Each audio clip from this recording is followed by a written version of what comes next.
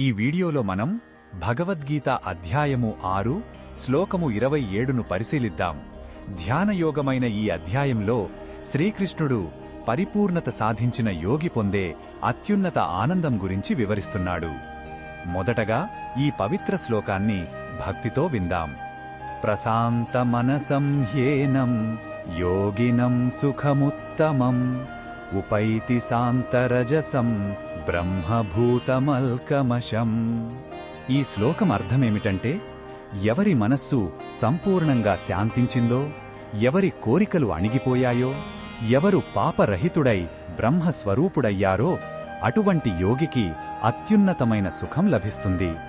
ఇది ప్రాపంచిక సుఖం కాదు, ఇది శాశ్వతమైన అంతర్గతమైన పరమానందం.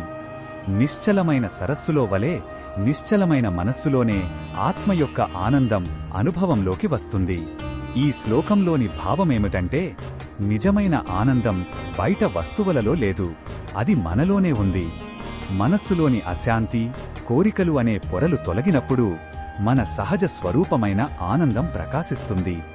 ఇది బయటి ఒడిదుడుకులు తాకలేని ఒక స్థిరమైన, ప్రశాంతమైన స్థితి. ఈ బోధనను మన జీవితంలో ఎలా ఉపయోగించాలంటే, ప్రతిరోజు కొంతసేపు ధ్యానం చేసి మనస్సును శాంతపరుచుకోవాలి. మన కోరికలను గమనించి వాటికి బానిస కాకుండా నియంత్రణలో ఉంచుకోవాలి. మంచి పనులు చేస్తూ మనస్సును నిర్మలంగా ఉంచుకుంటే క్రమంగా ఆ అంతర్గత శాంతిని, ఆనందాన్ని మనం కూడా అనుభవించగలుగుతాము. మరిన్ని భగవద్గీత శ్లోకాల అర్థాన్ని తెలుసుకోవాలంటే మా తదుపరి వీడియోలను తప్పకుండా చూడండి.